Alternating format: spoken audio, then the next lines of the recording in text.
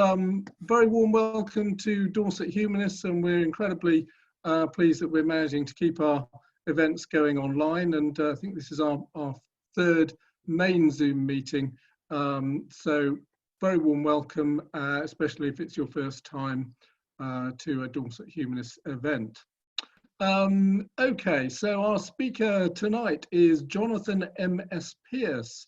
And Jonathan is a blogger, author, teacher, writer, philosopher, husband, and dad. And he has warned us that his two boys might suddenly sort of jump in, but maybe not. But if they do, it would be great to see them, Jonathan.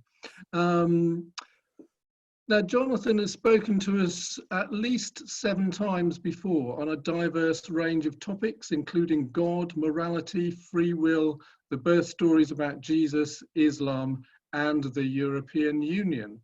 He's written and edited many books of interest to humanists, including an anthology of poetry called Filling the Void, and a book countering William Lane Craig's cosmological argument.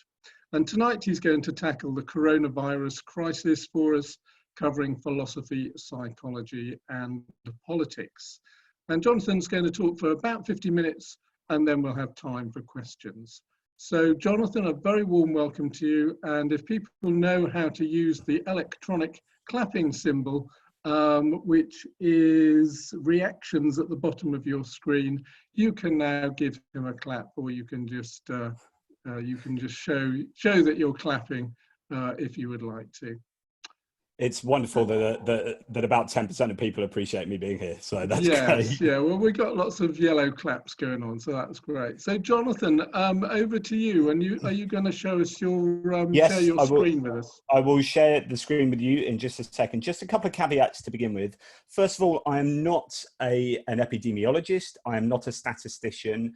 These are kind of armchair thoughts from a philosopher and someone that's very interested in these areas, but I'm open to be challenged on pretty much everything I say, and in fact I relish in that, so bring it on. As well as some of you might know, a couple of years ago I was diagnosed with multiple sclerosis, primary progressive version, so my brain isn't quite as sharp as it used to be, and if I take too many things on, as a cognitive load, sometimes I struggle. So if I can keep this, the remit fairly narrow, I should be all right. That's my excuse if it all goes wrong, of course. I have an awful lot of stuff to say, so I am going to rattle through things for the time. If I run out of time, then maybe these things will come up in the Q&A type thing. So let's see if I can share my screen with you. Hopefully this will work. So David, put your thumb up if you can see that. Excellent, brilliant. Right, so I've written a bunch of books. There you go, isn't that lovely? That's about as much introduction as that requires. So I'm going to talk to you about a whole range of things. I'm going to start off with pandemics in general and society. And it's been very interesting that we have known for a long time that pandemics are basically one of the world's biggest threats. And the certainty of pandemics has been known for a while. People like Bill Gates have spoken about this for 4 or 5 years. What is interesting is arguably how unprepared the world has been. If we think about the economics of this, the money spent on terrorism by the US government from 2002 through to 17 accounts for about 16% of its entire budget.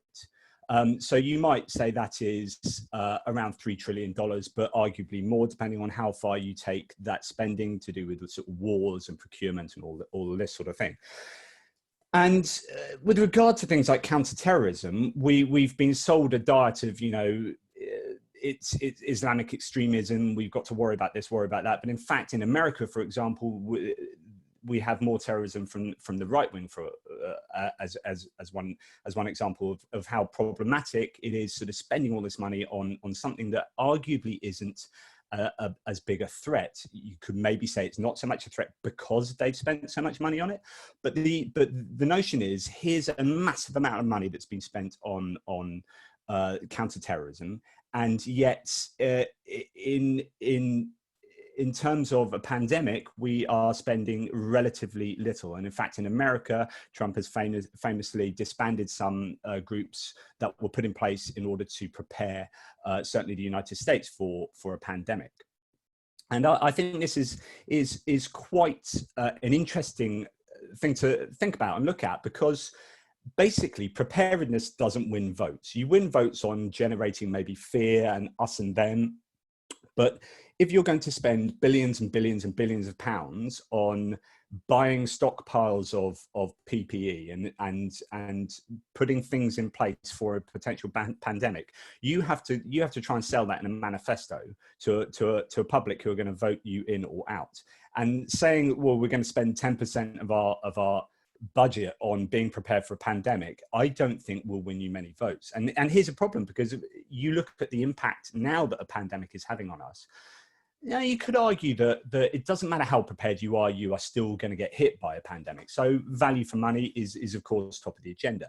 But I think it's definitely something to look at in terms of our relative spends. Now, the MI5 have often said, and this has come from several places, that we're only 4 meals away from anarchy.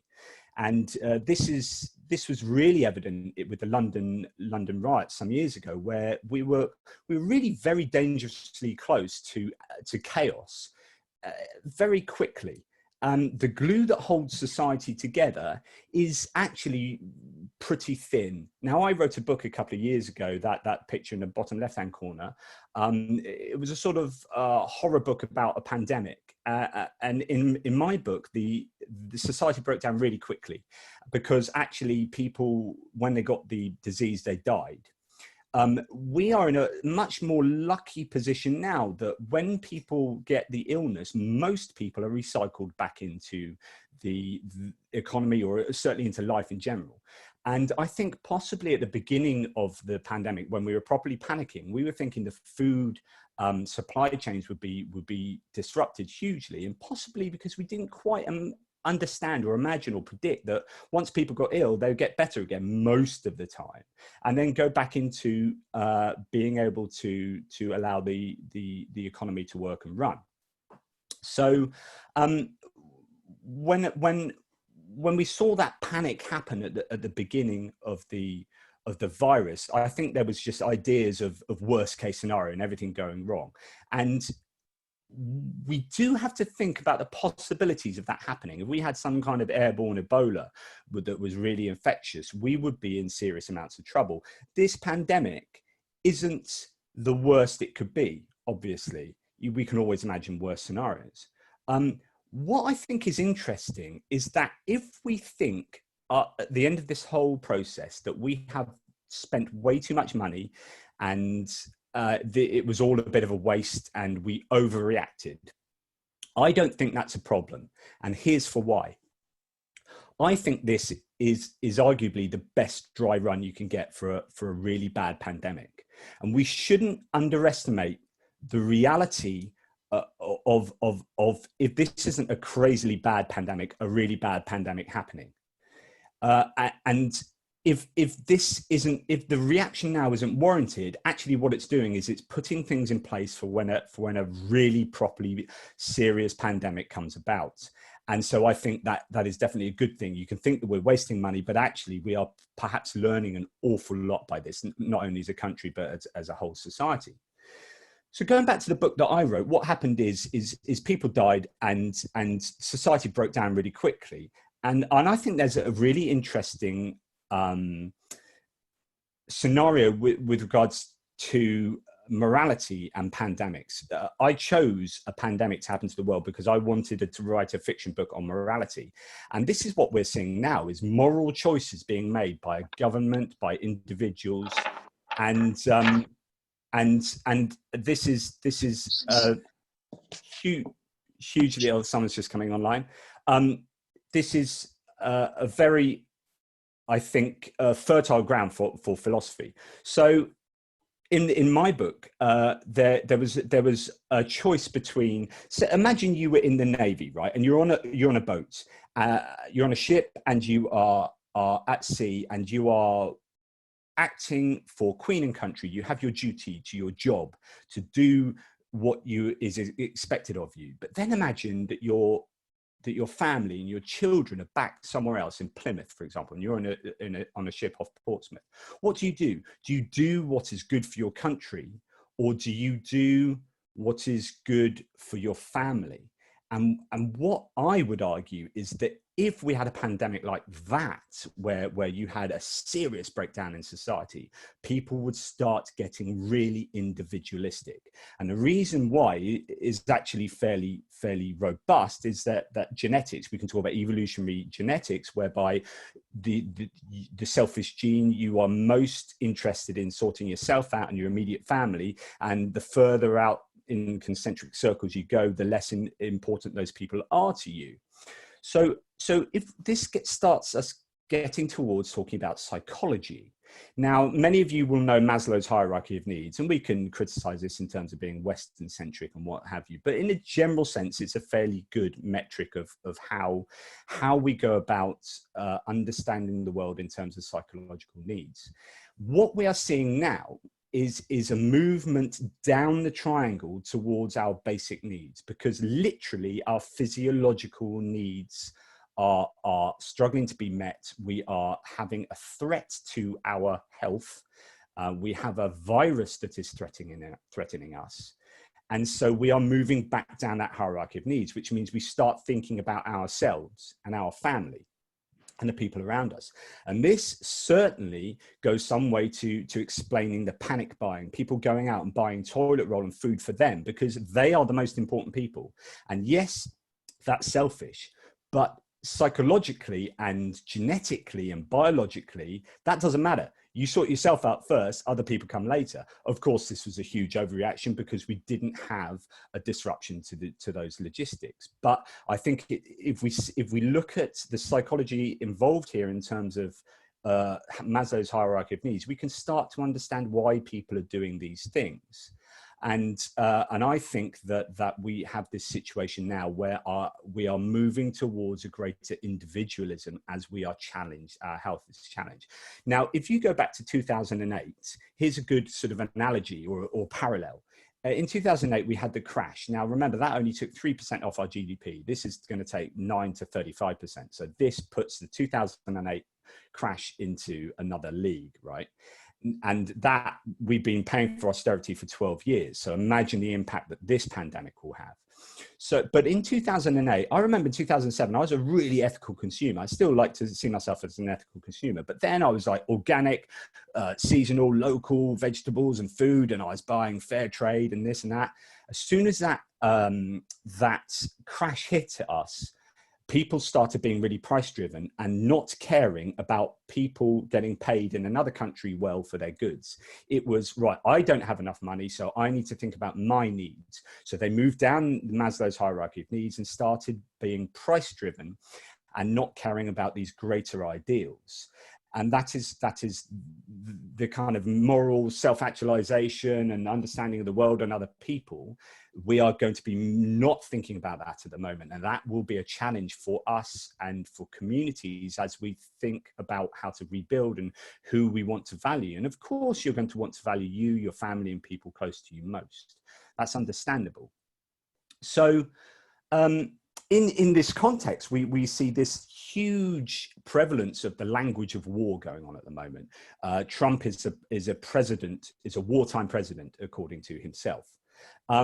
So with that, we get this kind of us and them. It's us against, in this case, an unknown enemy. It's not the counterterrorism situation we're talking about, where you can kind of visualize Osama bin Laden or whatever, or whomever it is. Now it's us against, I don't know.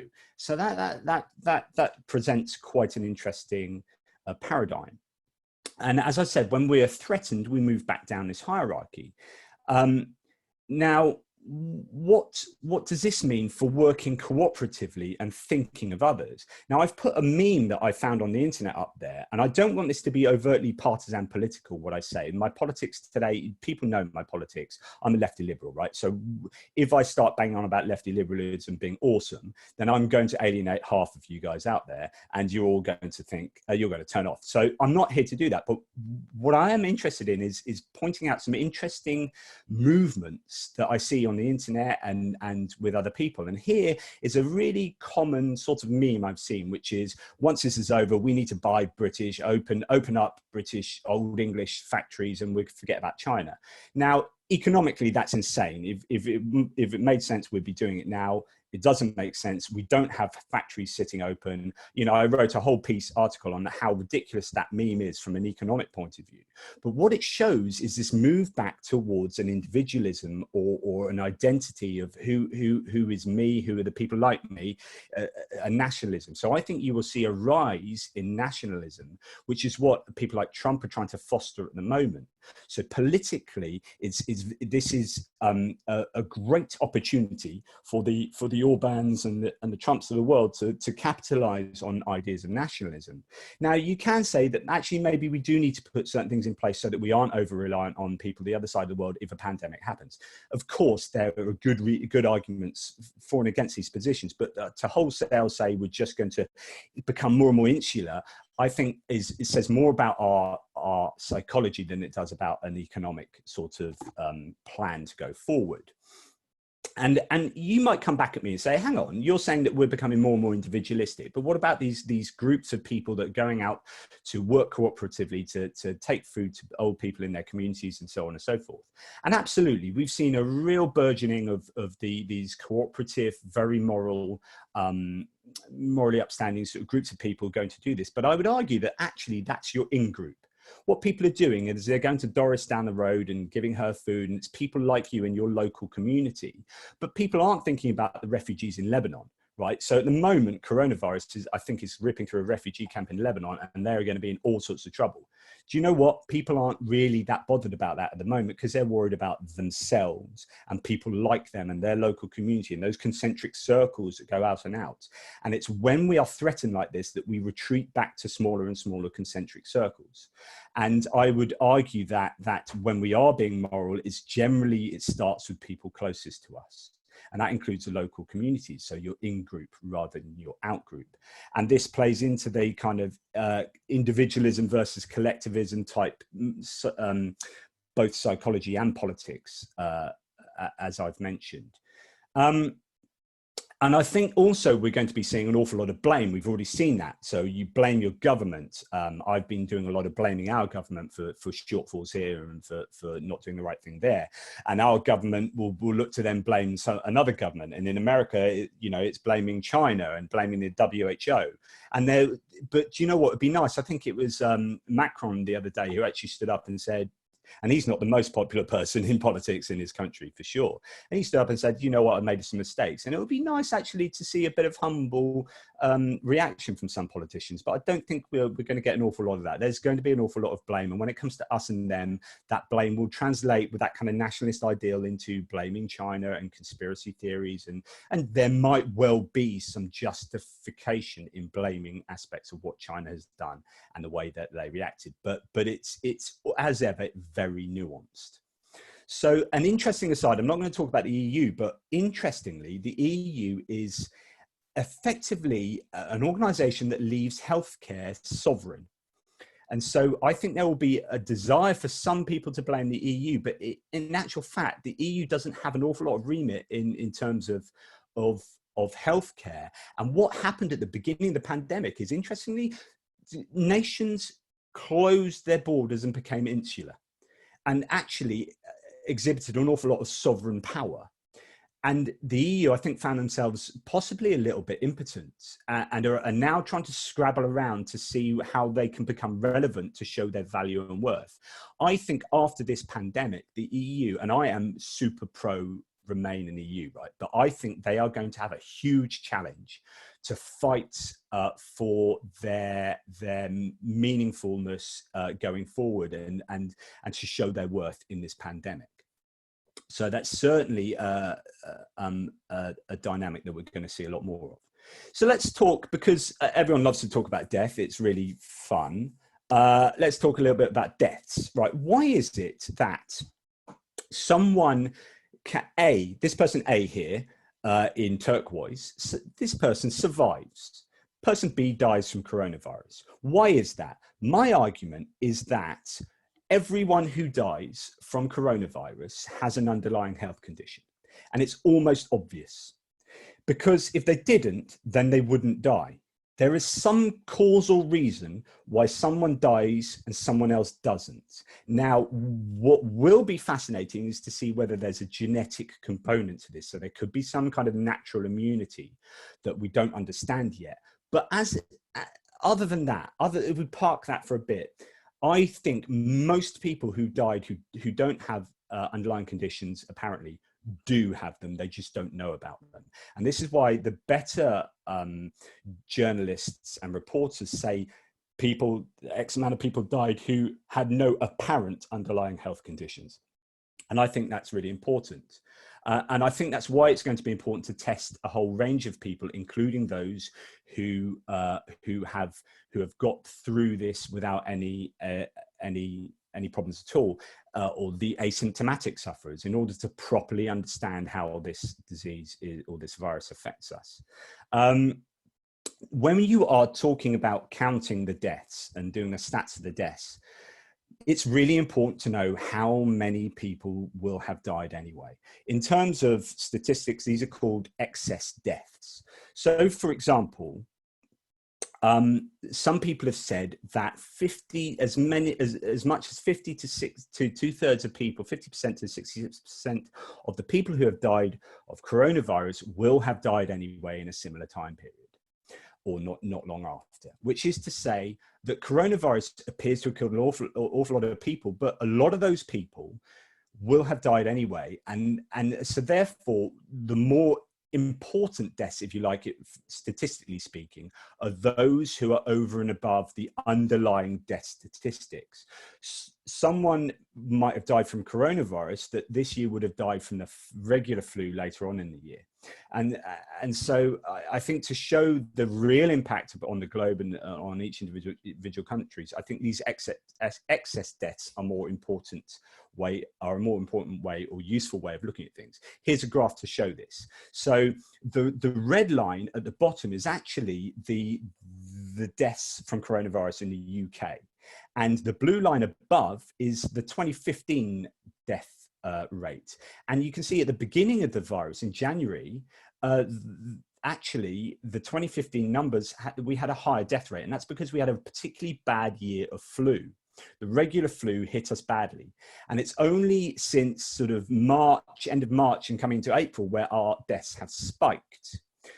And it's those deaths that are over and above the normal range, that grey line, which might be the normal kind of average range, that I think need to be taken into account when you're talking about mitigation and whether it's worth it and what we're doing. Now, the flu causes 17,000 excess deaths a year. So we need to be looking at coronavirus in what it does over and above that to justify the action that we've done over and above what we would normally do for flu. But there's of course going to be an overlap. Those who have died of coronavirus probably would have died from flu, perhaps. As an example, and these are these stats from a few weeks ago, there were 16 deaths in Britain in the week ending the 3rd of April. 6,000 of them were from coronavirus. What's also interesting is that of the 6,000 excess deaths, so over and above the 60, over and above the normal rates that we can put down to coronavirus, 2,500 were not reported to be from people with coronavirus. So not only is coronavirus killing people, in a primary fashion, there is a secondary sort of death rate. The impact of coronavirus from people, why would that be that 2,500 people in that week died who we think wouldn't have normally died, but they didn't have coronavirus? It was people not going to hospital with other conditions because they're afraid of getting coronavirus. It's people committing suicide. Maybe they've lost their job. All these things are affecting the death rates, and therefore it's going to take some time to unpick the death rates to be properly sure. And as many of you might have read in the news today, the Financial Times with ONS Stats, Office of National Statistics, did an analysis that has shown that they think this is pretty robust and conservative, that their analysis shows that they think 41,000 people have actually died. So over double the amount that the government are officially saying. So the problem with comparing statistics is that we're all talking about different stats. So when we compare our stats to France, France is arguably, I think they are including deaths in care homes and deaths in the community. Our official stats don't include deaths in care homes in the community. It's just in hospitals. But of course, we know that there's a huge impact on our care system at the moment from these deaths. So if we are going to compare so I look at Worldometers, and it has a nice red column of all the deaths today, and you can order it in deaths from different from highest to lowest. But of course, all those stats are added up in different ways, and then you've got an awful lot of countries that are basically lying about their stats or not being totally honest. You could say that we're doing that by not reporting potentially half of our deaths. So we have to be very careful with death rates. And I know this is very morbid, but it's important to understand this. Fatality rate. So that's the number of, or the proportion of people who catch coronavirus who die from it. So when this first started as a virus, as an outbreak, they were talking about 3.4% was a number that got bandied around. So 3.4% of people who caught coronavirus died from it. And that sounds like a very high fatality rate. If you think about that in terms of the whole population getting coronavirus, that's an awful lot of people. But this requires us to do huge amounts of testing. Places like Iceland have been very forward in testing, and they've tested a cross-section of society, whether you have it, whether you don't, whether you think you have it, whether you need an idea of actually who's got it that we don't think they have it, but they've actually got it and are asymptomatic. Testing. And we have been criticised, rightfully, our government, for not testing nearly enough. And we promised 100,000, and straight away people are saying that is never going to happen. And it looks like it's never going to happen. So it's really important that we test these people in order to get an understanding of the excess deaths, in order to get an understanding of fatality rates in general. The regular flu, influenza A, B, and C, and whatnot, that has supposedly, and I think it's probably the high end of the range, a fatality rate of 0.1%. This is low because it's mitigated with a vaccine. We don't have a vaccine at the moment, but we're mitigating with lots of other measures. But I reckon and this is me pulling this number right out of my posterior, but I think that our fatality rate for coronavirus will be somewhere around 0.3%. It will still be much greater than flu. The question will be the amount of deaths that result from coronavirus over and above flu. Will it warrant the actions we have taken? I have long said, since this pandemic started, I have said, if the regular flu was a brand new novel virus that hit us now, would we have reacted to the regular flu in the same way as we have reacted to this pandemic? And I think we probably would have. And yet now the regular flu is a part of our annual sort of planning. I think coronavirus will be this. I think it's a worse version of the regular flu, but the eventual differences might not be as great as we initially thought. But this could be because we're mitigating so well at the moment, and we're going to come on to this. So we need to know about asymptomatic carriers. Now, flattening the curve. We all hear about flattening the curve. Flattening the curve, for those who don't know, which is approximately none of you, I assume, we have the red curve, which is what happens if we do nothing. And the dotted line is the point at which our NHS or healthcare system becomes overwhelmed, and people will die because the healthcare system is overwhelmed. You might go into hospital with coronavirus or with something else, and normally you wouldn't have died, but because that hospital is completely swamped and things aren't working properly, you end up dying. So what the mitigation procedures and mechanisms are aiming to do now is to move your death from the red dot to the blue dot. And what is absolutely essential to understand here is that this is mainly not a case. All that we're doing now with the lockdown is not a case of stopping you getting coronavirus full stop. It is stopping you getting it at this point and hoping that you then get it at this point. And if you get it at this point, you don't overwhelm the healthcare system. But if you get it at this point, you do, or you help to overwhelm it.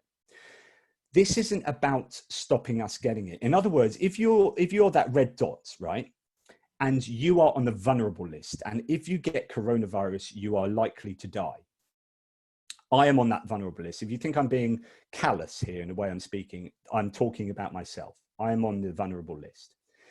If I get coronavirus now, I'm likely to die. So we've been locked down. That means that when we ease out of lockdown, I'm just as likely to die of coronavirus at that point as before. This isn't stopping me. This isn't inoculating me or making me immune from the disease. It is just shifting around when people die. Or if you're lucky, it delays us enough until we create better a vaccine, better treatments, and better understanding. But at best, it's going to delay, because you cannot lock down for 1.5 years until a vaccine is created. You will have serious problems if you try and lock down a whole country for 1.5 years. So if you're on the vulnerable list, and I don't think people understand this, I think there's an awful lot of elderly people and people on the vulnerable list and their households. It's not just the person on the vulnerable list, it's the people who live with them. If they think that in a few months down, when this is all blown over and we've all eased off, I can just go out and be normal again. No. I know of a family who have a daughter with chronic lung and heart problems.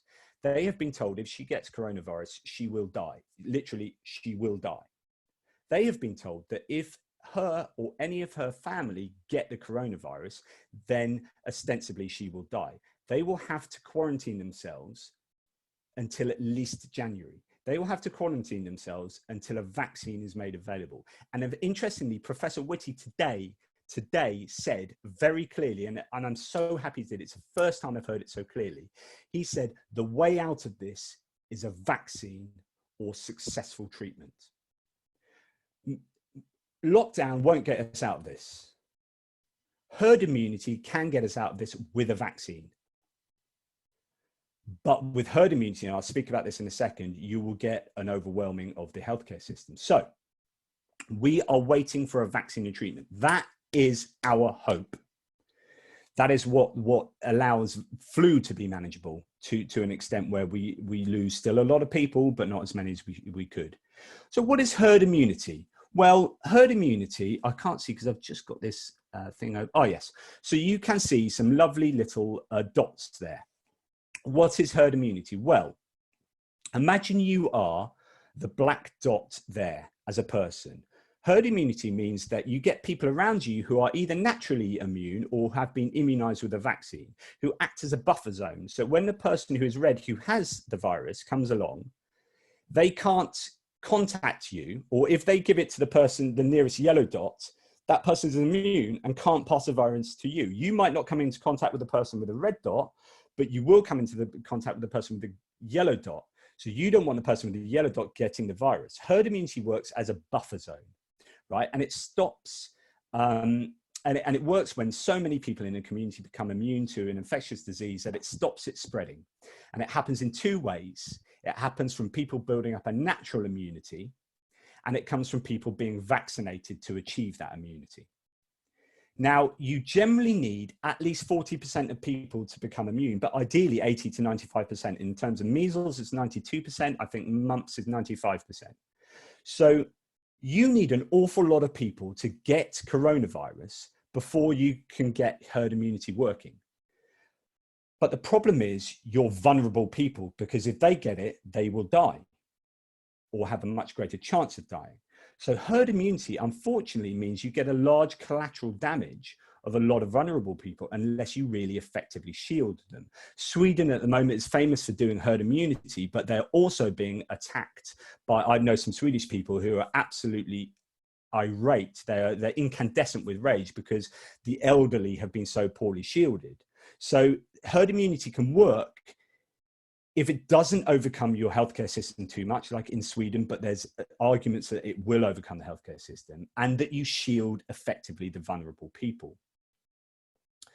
So you will get a lot of deaths unless you mitigate successfully against that. And you have to have the survival of, oops, I'm pressing all sorts of things here.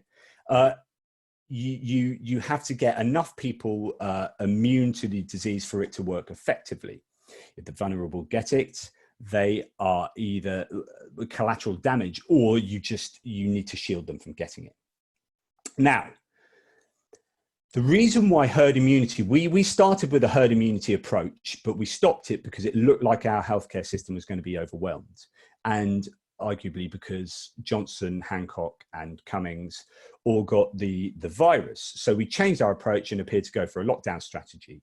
The arguments against herd immunity are general, that there isn't a vaccine, that we haven't done enough research into antivirals. We don't really understand coronavirus yet nearly well enough. You don't know if you can get it twice. At the moment, we think that there has been people in South Korea who have had the virus reactivated in them. So although they were immune, they've got it again, if you like. And there's lots of arguments over this. There are serious side effects to the people who do get the virus, including obviously death. And we don't really understand why some people get it badly and others don't fully, and so on and so forth. So there's some pretty standard arguments against herd immunity.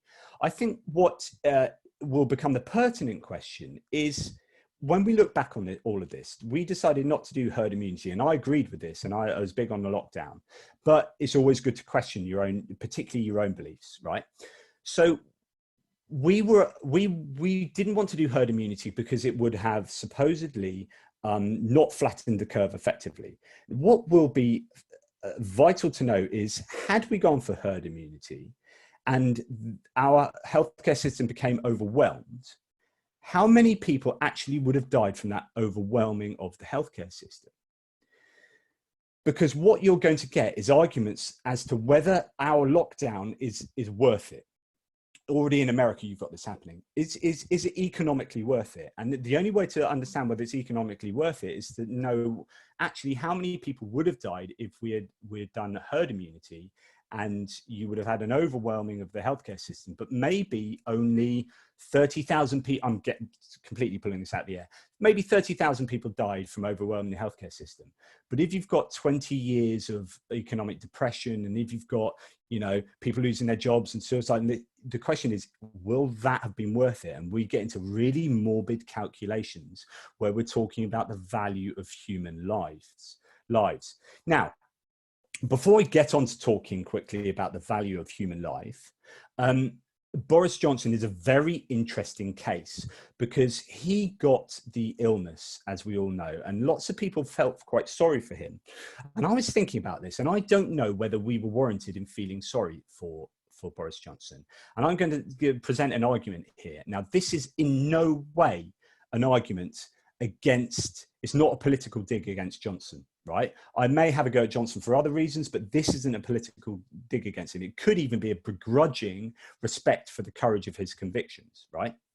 The question is, or the options are, he was either stupid, ill-advised, or he got what he wanted. And I don't think he was stupid or ill-advised. Maybe he was ill-advised as well, but he certainly got what he wanted, if I'm correct in what I say. Now, officially they don't agree with this, but we pretty much know that they instituted a 2-week herd immunity, or even longer than that. They really put off going into a lockdown. They wanted to ease it. And then it got to a point where they said, okay, we're going to go into lockdown. But there was a herd immunity policy enacted for at least a couple of weeks. And during that time, with the knowledge of how the virus works, he went around and openly admitted to shaking, his quote was, absolutely everybody's hands, including patients with coronavirus in hospitals. Now, the stupid part is, if he didn't realize what he's doing, then he's stupid, right? If he's shaking people's hands in a pandemic or an epidemic, he's stupid. I don't think so, though. I think he would have known.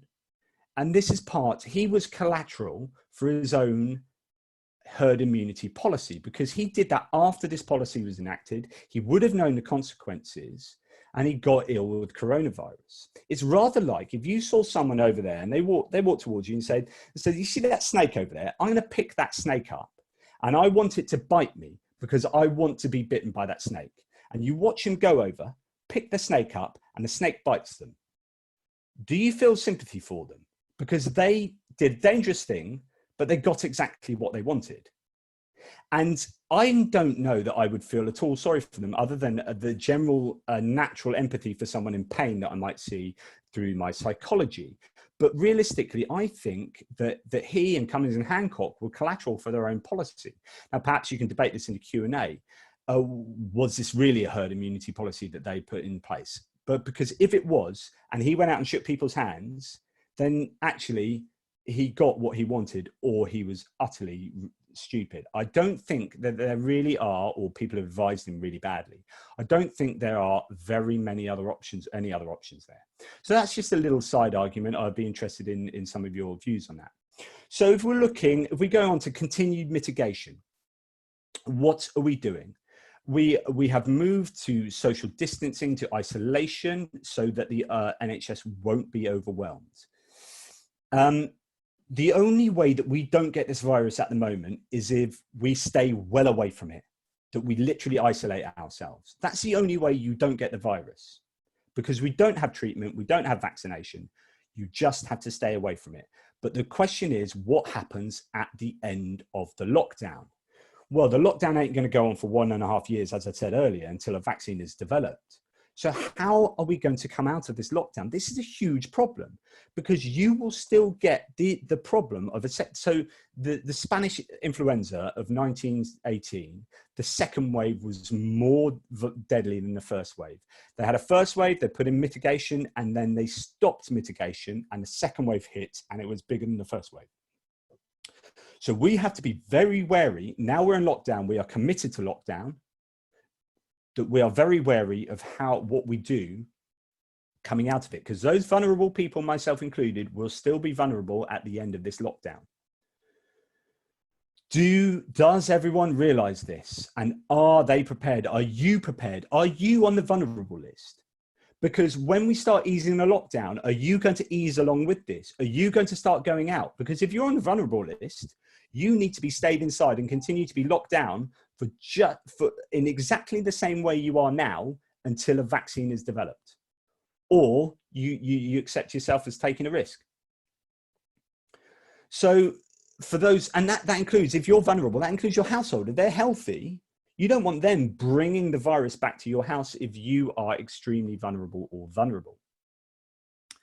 So the next phase is hugely important. We're probably going to have some kind of matrix whereby we're going to start opening the economy bit by bit. We're going to have to look at, and I think America have said this, a matrix of who's really vital to the economy, to society. How key is your job? How much does it cost? How much does it bring to the economy with you not working and working? How infectious is your job? Are you in contact with an awful lot of people? Is it a dangerous job to have in terms of infection? How vulnerable are you? And all these things, and bang that into a matrix and comes out with, right, this is the one area we need to loosen up first. Now, all mitigation comes with costs. Costs in terms of money, costs in terms of inconvenience, okay? There are some arguments at the moment going around that schools should be the first thing to reopen. Arguments that they've wiped off 3% of GDP by closing. That the University College London has said that the children have the lowest transmissibility, and so they're not very infectious, but they also they're not endangered particularly. They have very low effects from coronavirus. So the effect of closing schools was arguably small. But on the other hand, you've got Neil Ferguson that says, actually, when you've got, adults meeting in playgrounds and so on and so forth, you do have issues. But it might be that schools are the first thing to be sort of loosened. But either way, there's going to have to be a matrix of impact as to what is important to work and what it has a greater cost or lesser cost to the economy. We get onto the very problematic subject of the cost of lives. Is every life priceless? We like to think it is, right? We have this idea that, life is priceless, but it's not. I know this very personally with my primary progressive multiple sclerosis. There's an organization called the National Institute of Health and Care Excellence who are responsible for procuring the drugs in the UK. Now, last year they said no to the only drug for PPMS. I had only one drug that possibly could be used, and they said no. Rightly so. The drugs company tried to charge too much. NICE sent them packing. They came back at a much lower price with more data, and NICE have now said, yes, we'll take that on now. And in fact, 25% of the world's drugs procurements are benchmarked on NICE. So if you're thinking of one thing that will go in the event of a trade deal with the US post-Brexit, NICE. Mark my words, here's my prediction. NICE will go because they benchmark 25% of the world's drugs purchases. And drugs companies want to charge us more and 25% of the world more, and NICE holds them back. They are hugely important. They will go in a trade deal and all our drugs will be more expensive. But that's a political, sorry, that's me getting partisan. I won't do that. But what's interesting here is they have an equation, a formula of quality of life and the cost of a drug and longevity and all this thing. They whack it into a function machine and they come out with a yes or no. Yes, we'll do this. No, we won't do that. And it's the same with government policy now. There is a cost to the economy of everything and to the inconvenience, and to people voting maybe. But at the forefront is a cost to the economy, which is the taxpayer, which is you.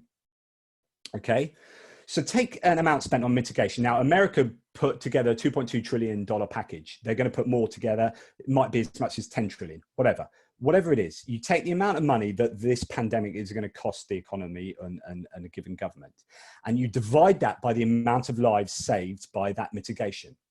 Let's say, I don't know, I'm going to pull another number. Let's say it saves 200,000 lives, but it costs 5 trillion. You divide 5 trillion by 200,000, you get how much a government is prepared to pay to save a life.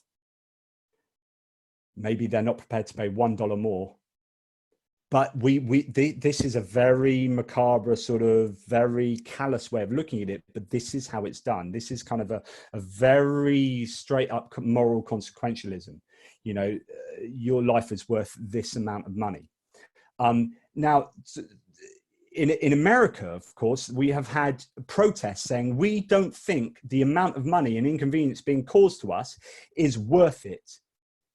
We think you should lift these restrictions. People will die, but we think it's worth it. That's literally what the protesters are saying.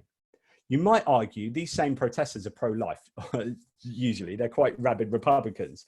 Guaranteed they're pro-life, anti-abortion, and yet they're quite happy to say, let's stop mitigation, which will cause people to die because it's inconveniencing me, because it's costing us too much money. We need to open the economy. There's a really interesting moral dilemma there. I'd love to meet some Republicans who are arguing that, because I could have a right old debate. To me, they look rather zombie-like, but that's just another thing.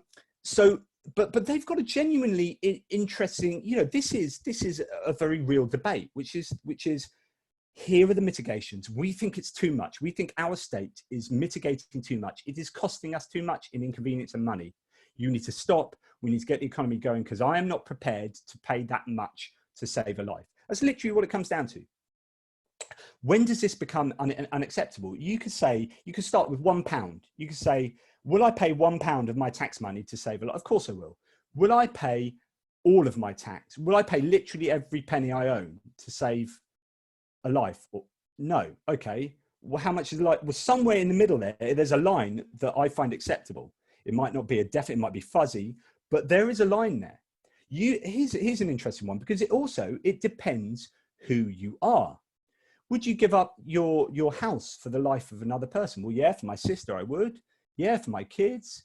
Yeah, for my cousin, maybe. Yeah, for my, the further out you get, would you give up your house for someone in a refugee camp in Lebanon? Probably not.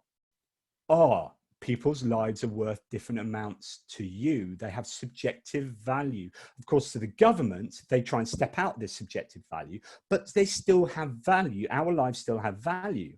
How much are we prepared to pay? How much in inconvenience and in money for our mitigation? And there you go. So I have absolutely rattled through. I do have some other I've got a few more minutes of some other interesting nuggets. Well, I think are interesting. You guys probably think are deadly boring.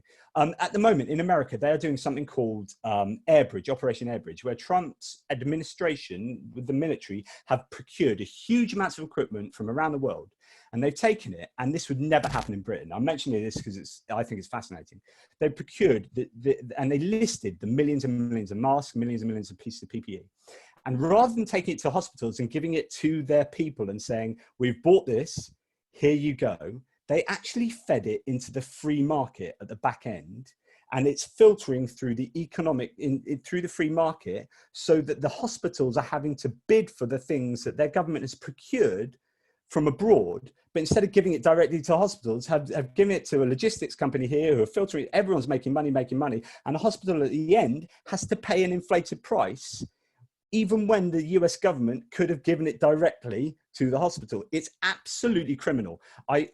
Why more hasn't been written on this, I don't know, but Trump was challenged by a few journalists from CBS on this, and it was fascinating. But this is the remit of the armed services. They are actually oiling the wheels of the economy around the world. You only need to think back to piracy. We sent our Navy out to protect gold bullion coming across the Atlantic. That isn't our national interest, and it is in our national interest because it's the economy, and everything depends on the economy. So there's really interesting arguments about what the remit of the armed forces are. They to oil the wheels of the economy, or are they to give direct assistance to people of the country? And what are the costs of either of these things? So I think one thing that will come out of this, where America should, Bernie Sanders dropped out in the middle of the virus outbreak, and he should have been shouting about universal healthcare, but of course that would have seemed too opportunistic. But in America, where you've got hospitals competing with hospitals, states competing with states, and the federal system, it's a real quagmire. You want a benign dictator that says, right, I've got a load of PPE, I'm giving it to our healthcare service, so I'm going to give it to this hospital first because that needs it more, and I'm going to do it centrally, and everyone is entitled to universal healthcare. And the reason why this is important is because if people don't have healthcare in the US, they are a danger to people who do.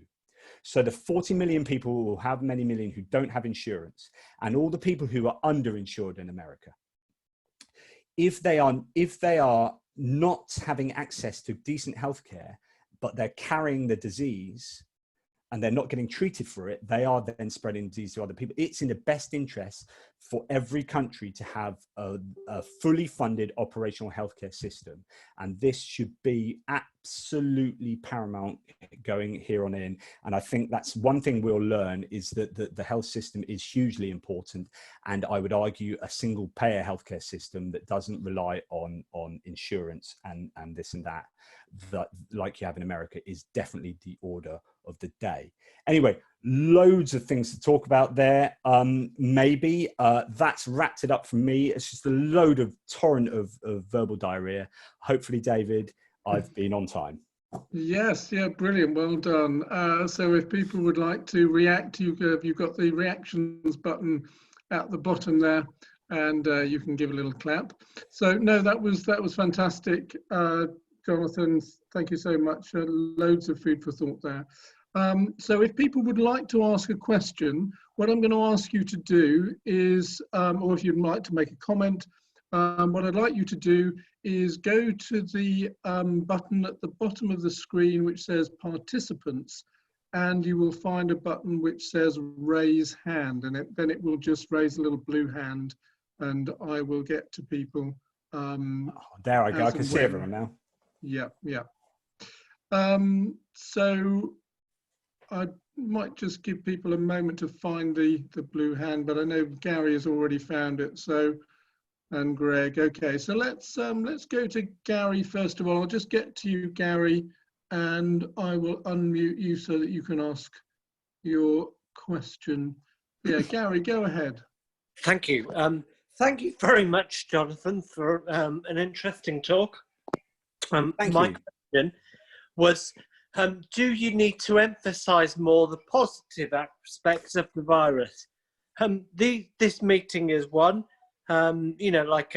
we are attending, and it's very good. Another is things like the doctors now are a virtual visit rather than a physical one. Something my vet did a long time ago, but the doctor was slower catching up with. And the other thing is there's a lot of unnecessary journeys throughout the world that are stopping. So like we would not maybe need to visit a conference or something. It was seen as a perk of work before, and now we are staying at home, and it was proved it was unnecessary all along. So those are really, really, really good questions. Thank you. And sorry if I did seem very negative. No, that's okay. But yes, go on. So I think what will be interesting is the lasting impact of this. So there are some people that think that we are just going to go back to business as usual as soon as this finishes. And actually we're so ingrained in our behaviors that we don't learn much from it. But actually you're right. There's so many positives to be able to take from it. I've often thought that, I don't know if you have seen, or you guys have seen WALL-E, the Disney film about a little robot that's left on Earth. Earth kind of destroys itself and then sends it up a spaceship full of people that go and live. We kind of environmentally destroy the Earth, and they go and live in space. And then eventually they're just moving around in chaise longues, doing everything virtually. I think I've long said that we are moving towards that, where we're much more likely to sign a change.org petition than go out with a placard, right? Yes. But and that's negative in some sense, but there is definitely some positives in terms of not making unnecessary journeys, pollution. If we can take traffic off the road, if we can work from home and save those journeys, save time, unnecessary time that we can then spend with our families, and all these kind of things. There are lots of benefits, but everything's always grey for me, which is like, but there are benefits, there are negatives. So at the moment, you look at a fascinating area is the environment. Yes, we are seeing lots of animals coming back to the fore, and that's great. And we're seeing pollution levels drastically cut. But at the same time, we've seen authoritarian regimes like Trump and Bolsonaro in Brazil absolutely slash their environmental legislation. They've used this as a smoke and mirrors kind of opportunity to slash environmental legislation, supposedly to allow their companies to make things more cheaply. But it's something they've always wanted to do. They couldn't get it through the different houses, and now they've been able to rush these things through. So on the one hand, we are seeing some environmental benefit over here, but we're also seeing some very dangerous environmental precedent being set over here. And I think it will be interesting. There are certainly lots of benefits that we can find, and these sort of meetings are wonderful. And the harnessing technology for good, I think, is wonderful. There are so many elderly people or people of a certain generation, I know, even my parents included, who are now using technology they never would have dreamed of using, and communicating more effectively with people around them than they ever have done, and younger people, of course, as well. I don't want to be ageist. Yeah. Thank you for answering my question, and yes, you've answered it very well. Thank you. Thanks, Gary. Thank you very much, Gary. I'm just going to mute you, Gary. Let's go to Greg Atkins. Oh, you're on mute, Greg. Oh, sorry, Greg. Let me unmute you. I've unmuted you, Greg. Oh, sorry. I just went into a great spiel there, so you must have missed it. All right. Sorry. Try again. That was a really nice talk, and I think you made some really interesting points that I would definitely agree with, especially with regard to the statistics and comparing flu to this virus, which we're not supposed to do. But if you read newspaper articles, but I just wondered about one danger point in what you were saying, especially about herd immunity. And it's this virus, if you compare it to flu, it has got the same kind of error-prone polymerase, so it makes mistakes in copying its genome. I've just seen the paper looked at the sequence of strains in America, and there are 12 different strains that they picked up, and that's the tip of the iceberg. In China, it started off with 2, and they're now detecting 32, I understand. So you mentioned flu. Herd immunity doesn't work with flu. You have to have a different vaccine every year because of antigenic drift. Yeah. And I wonder whether that's not going to be the case with this virus. So that's a very good question or point to make. And I think this is why really it comes down to a vaccine generation. I mean, this is why I think it's pretty much accepted that if you did have herd immunity, the main component of that herd immunity would be the vaccination rather than the natural immunity that takes place. And we would need to know so much about it that when it mutates, rather exactly like you say with the present influenza, is that we have a new vaccination every year. And different types of vaccination as well, nasal against, actual injections. So yeah, definitely. I think that part of the problem is epidemiologists are not economists.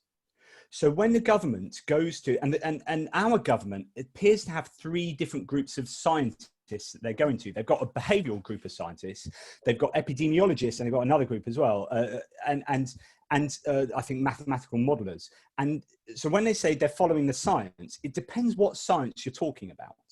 And if you're an epidemiologist, you don't really care that a lockdown is going to cost X amount of money to the economy. So an epidemiologist might say, we need to do a lockdown for as long as possible because that's the safest way of saving lives. And there's probably absolutely, I'm sure there's no arguing with that. The safest way to save lives would be for our society to lock down until a vaccine has been created. The problem is the behavioral scientists will say, well, you can't do that. And the economists will say, well, you can't do that. And so you have science being pitted against science. And it depends what your outcome that you want to be. So if your outcome is to save the most lives, you will choose this science. And if your outcome is to have the least effect on the economy, you will choose this science. And somebody might want to try and fuse both of those together. But it means that you have people claiming they're following the science, but they're being a little bit disingenuous because it kind of depends what science they're following and what parts of that. And are they taking a bit from there and a bit from there and a bit from there and just saying, yeah, we're following science, so therefore you can't have a go at us. I don't know that directly. I mean, you are right. And I don't advocate herd immunity, but I'm not completely anti it like I was. I think there's arguably, it might work in Sweden. I don't think our healthcare services, I think they would have been hugely overwhelmed. I think the fascinating question is, what would have been the deaths of that overwhelming of the healthcare system, and then to pit that against the economy and have someone say it was worth losing $10 trillion to pounds for 30,000 deaths, because that's what it's going to come down to. And it sounds callous and horrible, but literally that is how you're going to start evaluating these different options. Greg, did you want to come back on that at all? Yes, I was just, the point I was trying to make was that that this comparing it with flu might teach you something about whether you're putting your eggs in one basket. You're saying there's going to be a vaccine. I hope there is. I would kind of question that, because if you do compare it to flu, and like I say, the molecular biology is similar in terms of the way it replicates its genome. So. Well, look, Gary said I was being negative. So look, I need to try and be positive. There will be a vaccine. No, I think you have to say there will be a vaccine, because that is the only way out of this. As again, Chris Whitty said, I mean, you're right. We need a vaccine. Whether we will definitely get a vaccine, I have the faith in the scientists. You know, needs must and all that. You know, necessity is the mother of all invention. And so, with the best minds in the world, all over the world, there will be an awful lot of people in parallel and in consonance with each other working towards a vaccine. I hope there will be a vaccine. Of course I do. Well, can I just point out, I hate to be very negative about this, but the two great pandemics that we know about, which are flu and HIV, a vaccine hasn't been possible. Well, for flu, there is a vaccine. Flu, there is. Have it every year. Yeah. We were talking about 2014-15. The vaccine actually failed in that year. Hence but also you could argue that the Spanish flu didn't have a vaccine, did it? No. And it just disappeared. So either, okay, so I'll say, I hope a vaccine will happen, or it will just disappear like magic, apparently by the end of April. according to Trump. Okay, I think we thank you very much, Greg, for that. Cheers, Let's move on. So I've got 3 people waiting, Richard, Reese and Lisa and Richard. Let's go to Richard next. So Richard, I'm just going to unmute you. So Richard, what's your question? You need to mute Greg as well. Yeah, thank you. Can you hear me okay? Yeah. Yeah, thanks for your talk, Jonathan. I wanted to just take, on one of the other issues you talked about, which was covered quite briefly, but, basically cover the idea of Britain becoming a bit more self-sufficient, perhaps, in its economy, its manufacture, etc. I don't think that should be, because I'm not a nationalist and I'm not a jingoist, but I don't think that should be cast as a kind of, I don't know, kind of like Brexiteer kind of You're right. Because I actually think that after this, we should be looking at our, cultivating our international cooperation. And by the way, I still want to eat bananas and pomegranates, so I don't, I need imported stuff. But I think also, I would think this outside a pandemic, that, the idea of Britain becoming a bit more self-sufficient in many ways and encouraging innovation, entrepreneurship. I'm a socialist, by the way, but encouraging, entrepreneurship, innovation, creativity, becoming a little bit more self-sufficient and taking its place in the world that way, but not being xenophobic in any way, would actually be quite a healthy thing, because I don't see why we should have to buy all our plastic toys from, a certain other country, or all this, a bit more kind of intermingling, I think would be a really healthy... So Richard, I essentially completely agree. And when I said that, I did qualify myself really briefly afterwards by saying there are some good arguments to say that you can. I was attacking the idea that we should just say no to everything from China and open up old factories that just don't exist, right? So I'm taking the extreme and saying, well, that's just not viable. But I would agree with you. There definitely... if you're going to protect yourselves going forward and in terms of logistics, so at the moment we are relying on PPE. I mean, it's interesting that Turkey has got us out of a hole today with a whole aeroplane full of PPE, which I'm sure the Daily Mail will love. But we arguably we need to be able to be making and food production. But again, these things are complicated, because if you say, right, we need to look at food production and create a much better network within Britain, or where we can be much more self-dependent, then where are we getting those workers from? Because unfortunately, we're in a mature services economy where most people can't be bothered, literally can't be bothered to do menial manual labor. And so we have to import those people to do that work, or we offer much higher. So this is what I said. I did write a whole article on this, which is, if you want to do this, you will just have to accept that it will be massively more expensive. So if you're going to make these things in Britain, the reason why we outsource everything to China is because it's a damn sight cheaper. Right. So by all means, bring stuff back to Britain. But as long as you understand what that entails, and it will entail a couple of things. It will entail that things are made far more expensively. But in order to try and compete with the Chinese market, we will have to slash workers' rights and environmental legislation. So all these bits of legislation that for example, the EU or our government might put in place to protect people to be able to make these things responsibly here, what we end up doing is going to China and other places so it can be made cheaper, and they don't have those safeguards in place, and then we import them back here. So if we do import them back here, A, they'll go up in price, and B, arguably our environment and our workers' rights will suffer. As long as people are aware of that, by all means, I think it would work. I think it would be useful for us to be more self-dependent.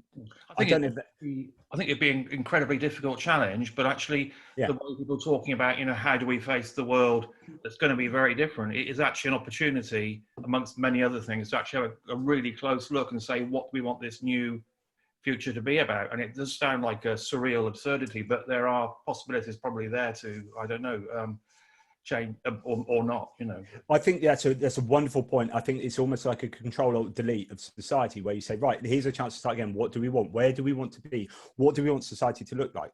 This would arguably be a very good opportunity for socialists to put up their hand and say, it's not a good time to be a libertarian where you're like small government. Oh no, I need a massive healthcare service to help me out here. Or, so I think you look after the Second World War, the NHS came along. You need a really big, and I've been arguing for many years that as a lefty liberal, that the right has been chipping away at things like government welfare systems and all this, and it chips away, and you can't get that back because you end up having to spend loads of money to get that back. And the only way you get that back is you have a massive disaster, right? But I was always expecting a war. Right. So I was saying you need something like the Second World War to come along in order for something like the NHS to be re-evaluated and shown to be of great value. What's happened is a pandemic's come along and replaced the Second World War. And we've got a chance to claw back some of that social welfare, if you're a liberal lefty like myself, and say, right, let's get that social welfare system together and sorted so that we all have great access to really good universal healthcare, and we properly value that. And we are training nurses here, and we're training doctors, and we are paying good money to get good services so that we all have access to that healthcare. That's my political soapbox. Okay, thank you very much, Richard. Right, I'm just going to mute you, Richard, and let's move on to Reese. I'm just going to unmute you. Reese, what's your question? Hi there, Jono. Really enjoyed the talk. Enjoying the facial hair too, got to admit. I've got a question about the sort of the philosophy of the idea of the value of human life, and I was wondering whether or not you could come at the coronavirus challenge in a way where you don't work to try and put a price tag on it, and instead what you do is you say, well, actually, if we do something that saves, let's say it saves 5,000 lives arbitrarily, but it costs the economy X amount of money, which is money we're going to then fail to put into the NHS, fail to build certain infrastructure. We will lose lives along there as well. And as opposed to saying a life is worth this much, you can use money as a medium to say, actually, we save more lives in the long run if we don't lock down our economy entirely and can continue to fund the NHS and build the infrastructure to make sure food gets across the country. And that equation is still putting lives against money against lives. There's still, it's just a two-step equation instead of a one-step equation in terms of primary mathematics. If anyone's a teacher out there, that's a two-step word problem. Do you know what I mean? I don't think that gets away from valuing life in terms of, because at the end of the day, a government is effectively a policy-making organization that has a pot of money to spend to make those policies. And so basically all of their decision-making, well, it isn't all about the money, but it's funded by the money. And you can have all the great ideology you want, but if it costs to implement these policies, then you still need the money to do it. I don't know how else you could value. You could say human life has intrinsic value, and then therefore it doesn't have a price tag against it, which is great if you're talking in philosophical abstracts, and religious people will talk about this. But when you're talking about politics and pragmatic application of philosophy, I don't know how else to value human life in a pragmatic sense. Like, I value human life in ways that isn't just money, obviously, talking about people around me and this and that. But when I'm running a government, it's hard to be able to find another metric to use. I don't know. Yeah, I think it's a slightly different perspective though, because if you were to say we've got a limited pot of money and that is our tool, ultimately money is our tool, whether or not we pump it into the NHS, whatever we pump it into, how do we save the maximum number of lives? Because if money is our effort, well, that's a slight. We can go into a political debate into whether or not that's what the current government is doing. That's a different different question. But again, it depends. So when I gave the talk on morality to Dorset Humanists some years ago, I talked about consequentialism. So in morality, consequentialism is where the consequences of an action is how you value it morally. So what you do an action and you value it because it brings about that consequence. Problem with consequentialism, there are problems with all moral value systems, which is why none of them are perfect and none of them work. Essentially, and with consequentialism, it depends where you cut the time off. So if I give £5 to a homeless person and they go and spend it on crack cocaine, right? They didn't get a lot for £5, and then get a drug habit, then that £5, and that happens 2 weeks later, then if I evaluate that over 2 weeks, then that's bad use of £5, and that is morally bad. But then if he gets a habit and then breaks out the habit and then teaches people to break their habit and is an inspiration to hundreds of thousands of other people, and that happens after 5 years, if I evaluate it after 5 years, it has a different moral value, and then 10 years and 20 years. So when you're morally evaluating these things, it's so difficult. You might say after the Second World War that they spent X amount of money putting the NHS in place, and you might evaluate that after 2 years and say it wasn't worth it. But after 20 years, after 50 years, after 100 years, you might say, actually, yes, it was worth it. And so it's very difficult to evaluate things when you aren't setting yourselves a time frame to evaluate. I'm not really answering your question. I'm just going off on a wild tangent, but I'm enjoying it. So who cares? Okay, yeah, well, we've the rest of thank the you. we wanted it to, so I'll leave it there. Thank you very much, Reece. Yeah, I've just got 4 people waiting. So we'll move on to Barry and Helen. So Barry, what's your question? I'm going to, thank you very much for the talk. It was wonderful. I'm going to drag us back to the 2 concepts which came up time and again, and I think there is still confusion around them, and this is concept of herd immunity and vaccination, because they are central to this discussion, putting the politics and the money to one side. It needs to, I think, and I defer very much to Greg here because he's the true expert in the room, but herd immunity will only be an effective counter to this and any other infection when the infection doesn't propagate through a population because too many people are immune. And this will take time and depends on people getting infected. Okay, that we know. The point about vaccines is that there is a serious risk in the country and in this group now of considering a vaccine to be some kind of magic bullet, which is definitely not. It's a long way off, and I think Greg will probably concur where vaccines against influenza viruses tend to marginally reduce incidence and severity. Their impact is not that great. So we need to disabuse ourselves of the idea that there's a magic bullet around the corner. A, it's not around the corner, and B, it's certainly not a magic bullet. A model that I would put forward, therefore, is that this infection must rip through this population. There is absolutely no other way. And the way to do it with the least damage is to allow or encourage all fitter, younger people to get on with their lives. And those people who are at risk can take an autonomous decision to isolate in the hope that there will be the 30 to 40% who are spared the infection come herd immunity. I think that the evidence is coming out now that the damage due to prolonged lockdown in terms of economic damage is going to have massive impacts on everyone's health. It's well known that economic downturns reduce life expectancy and quality of life. So I would be interested in comments on this rather stark analysis. I 100% agree with you. For expedience sake, I presented just herd immunity or lockdown, right? So and herd immunity where you have a viable vaccine, and that is kind of like the panacea, but arguably it's not. So what happens if it's not? So if it's not, you have only 2 options really. You have lockdown for everyone forever, or not lockdown for everyone forever.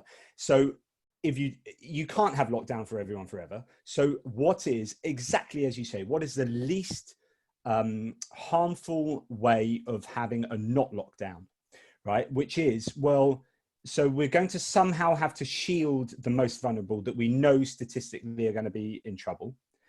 And if you want to, and I did kind of mention this, if you want to go out and you know your percentage chance of going out and risking yourself, go for it. But on your head be it.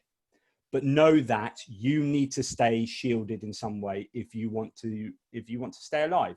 And everyone else who is healthy, that we think you can do some biometric testing or whatever, the physiological testing to say, right, you seem to be pretty clear across the board. We reckon you are safe to get out there and get coronavirus.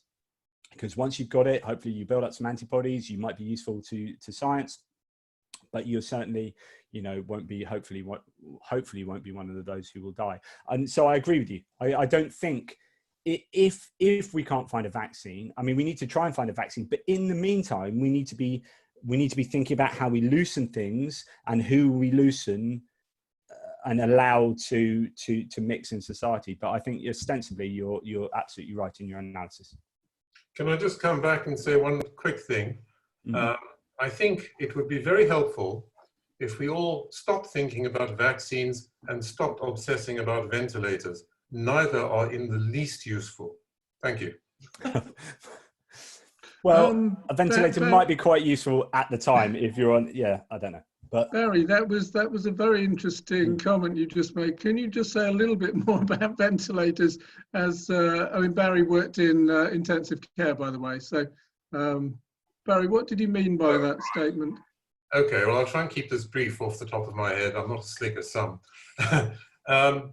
So a ventilator is a machine. It's an aspect of critical care.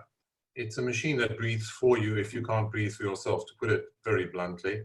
But it is part of a very large package of care which requires at least 5 nurses to staff one bed, physiotherapists, radiologists, a large team.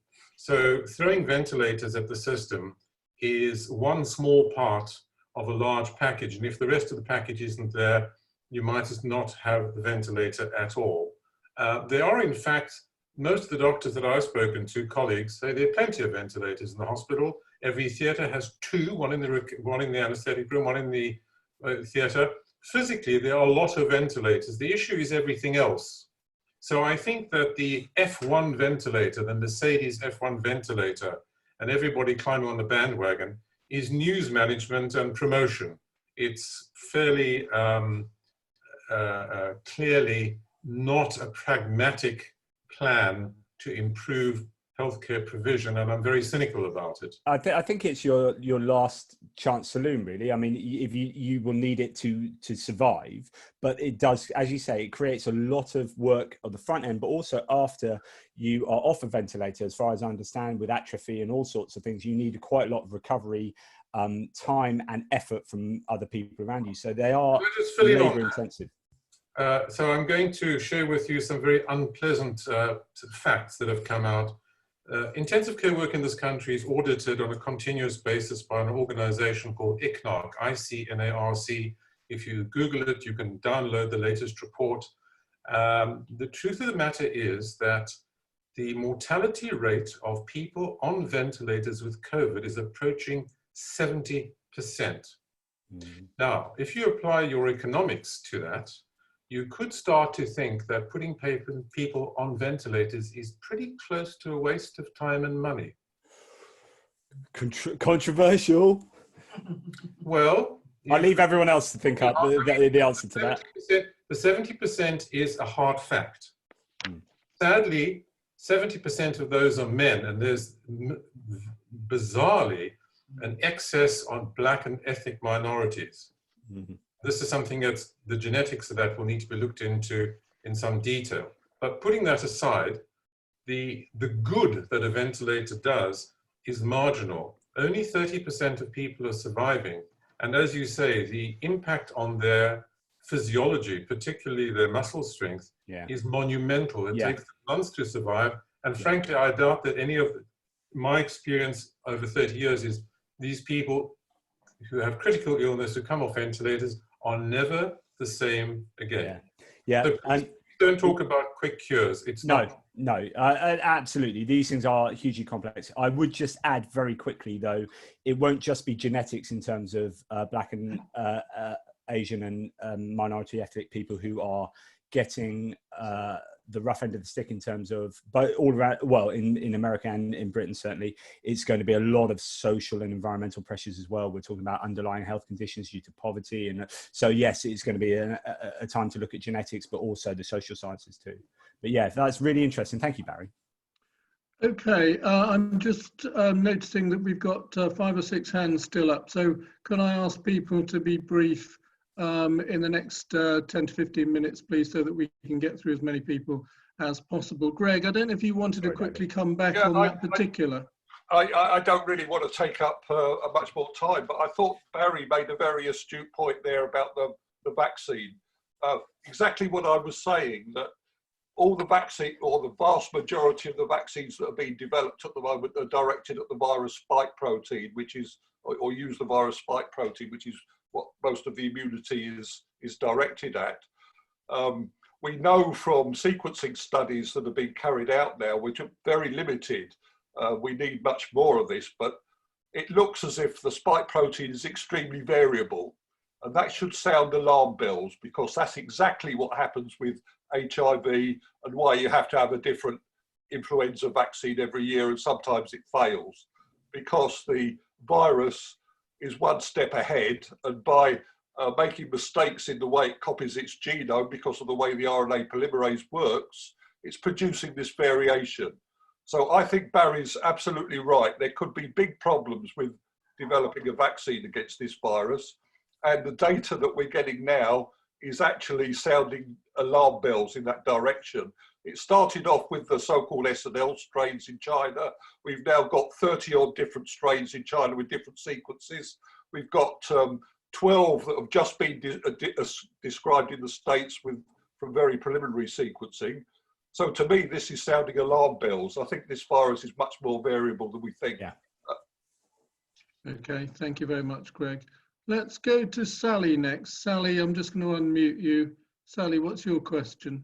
Okay, first of all, thank you, Jonathan. It was a very, very interesting talk. Thank you, Sally. And thank you, Barry, for saying what you did about the ventilators. That was precisely what I was wondering, you know, because I got the impression that an awful lot of the people on the ventilators were dying in the end after, you know, weeks of no doubt being looked after by all these NHS workers, and all in the end they died anyway.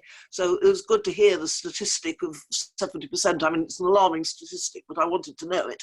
I had heard 50% at the beginning, but that might have changed now. It's certainly a percentage it would need looking into, but either way, it's not a great stat. Yeah. No, it isn't.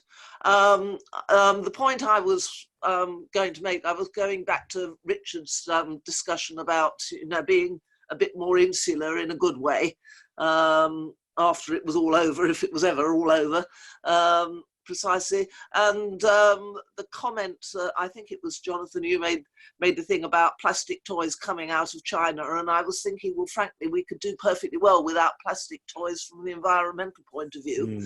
And also, if we're worried on the one hand about high rates of unemployment because of all the businesses going bust and all the rest of it, and then we have a problem of shortage of farm workers because we need lots more farm workers for doing our own farming. It does seem to me that although people at the moment may be saying, oh well, I don't want hard work on a farm and for minimal wages and so on, but I mean there is an obvious sort of match up to be made.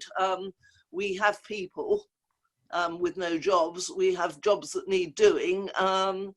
Perhaps we should encourage our own people to be doing those jobs. And I think quite possibly with a nephew who's long-term unemployed, and I dare say wouldn't particularly fancy doing farm work, but I mean, maybe he should if he can't get other stuff. Well, I don't want to have a family debate on that. No. But no, I think it's going to come down to the supply and demand of labour and pretty much basic economics in terms of, you know, if it's attractive enough for you know, indigenous populations to go for those jobs, then they'll go for those jobs. And if it's not, but you can make it more attractive. I mean.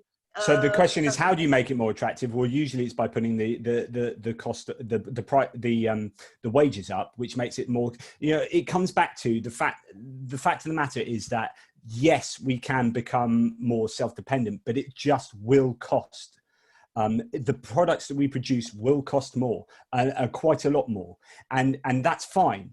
Is as long as everyone is prepared to pay for that. So it's one thing. I agree with you in very many ways, Sally. Yes, on paper that sounds perfect, but if you go down to the shop and then say, "I'm not paying that now for a pack of carrots," then it doesn't work.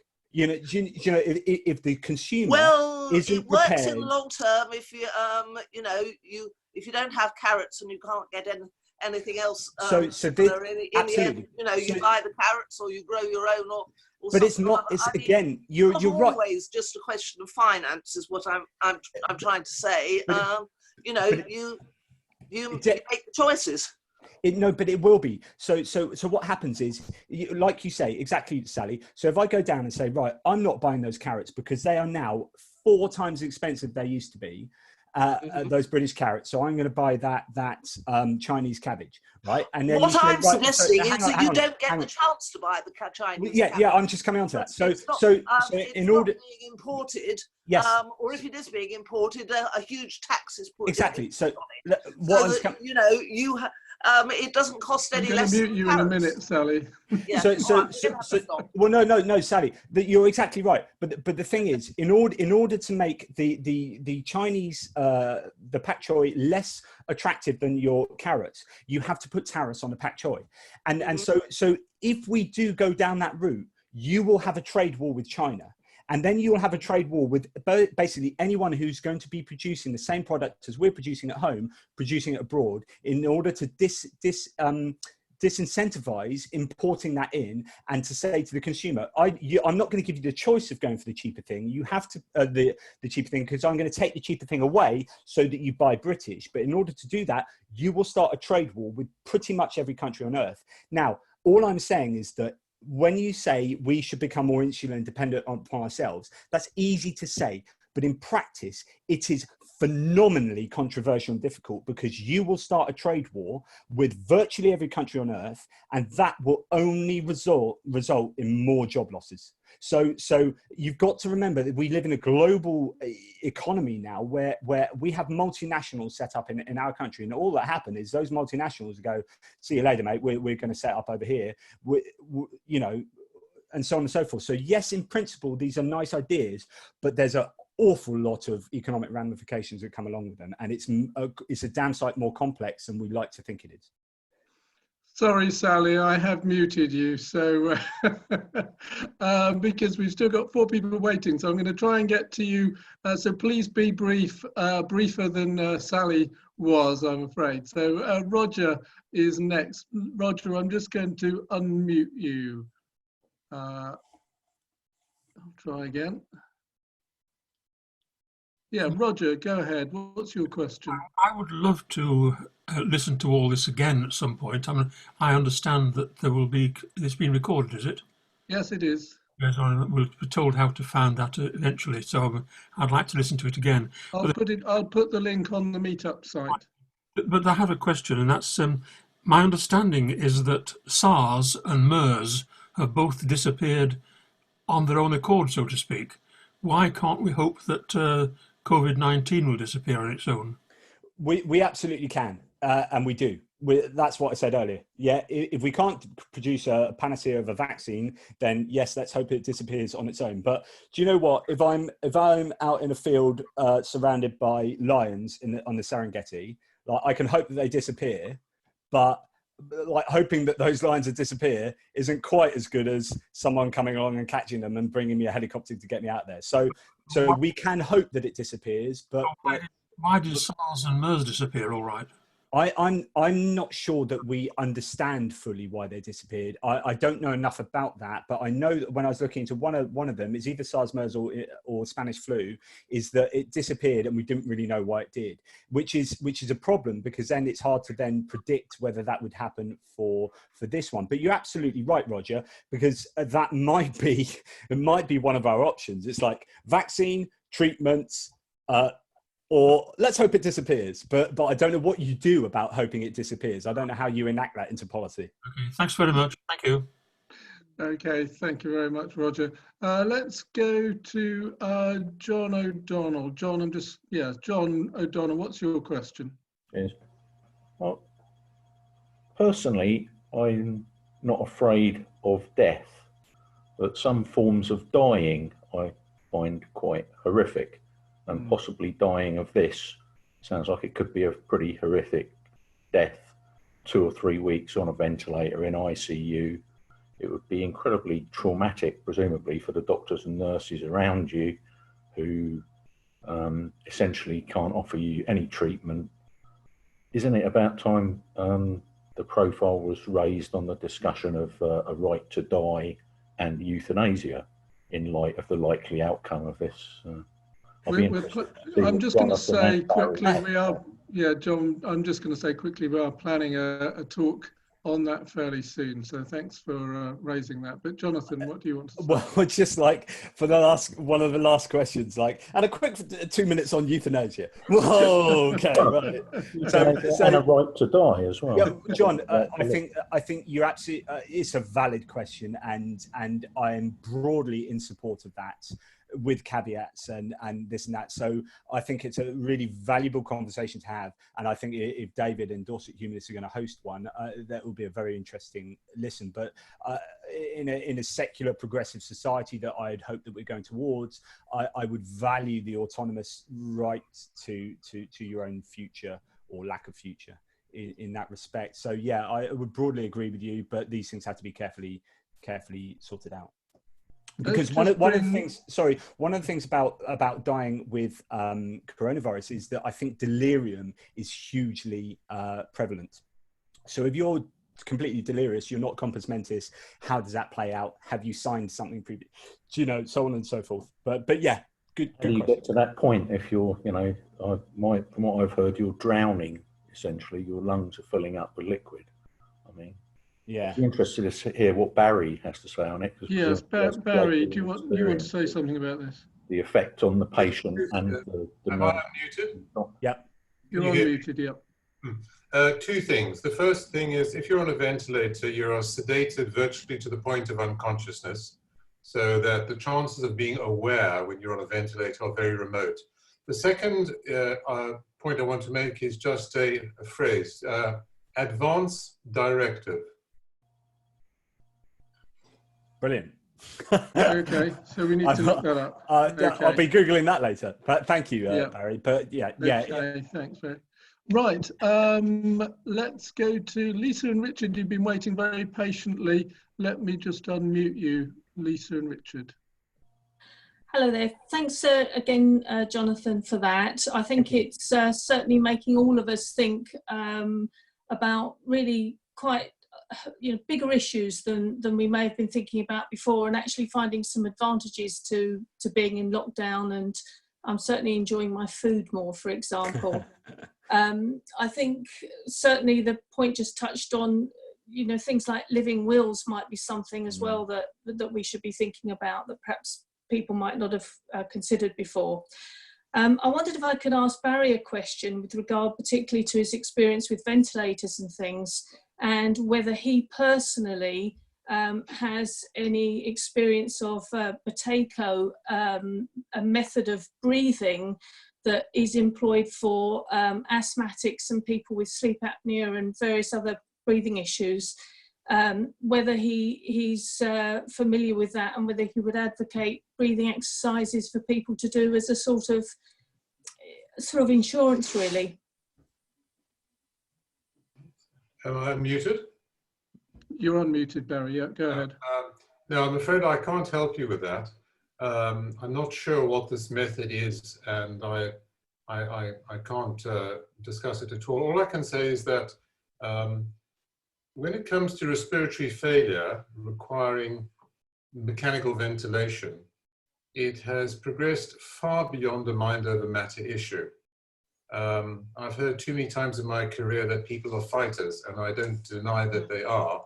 But once it gets to the point of respiratory failure, and I'm not going to bore you with a definition of that, once it gets to actual respiratory failure, no amount of special breathing, shall we say, can help. It's a bit like saying that if you're in water and you're drowning, if you breathe a special way, you won't drown.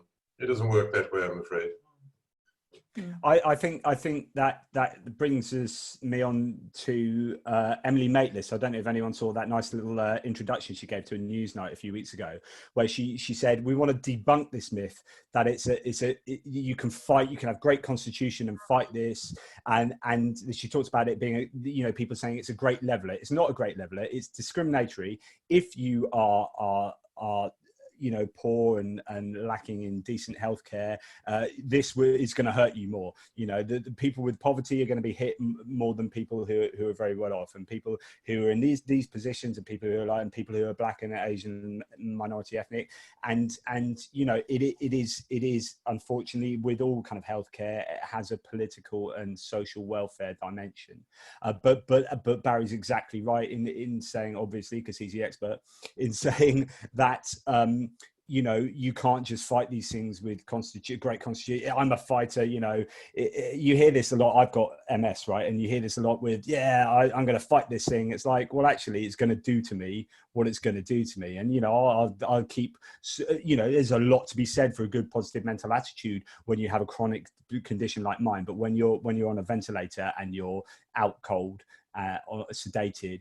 And even when you're not sedated, you're delirious. Then I don't think it is difficult to see how the mind can be particularly combative against the matter.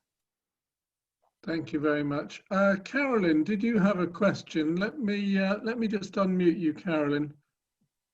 Go ahead, Carolyn. Did you have a question? I don't know if any of you listen to the Sounds app on Radio 4. Well, Sounds app, you can listen to any channel, but this evening on the Today programme, Evan Davis, he was quite impressed with this. I don't know who he was, whether he was a scientist, but he was talking about ventilators and how important it is to have the oxygen levels raised in your blood, so that not so much need for ventilators, but people should go into hospital perhaps before they are going.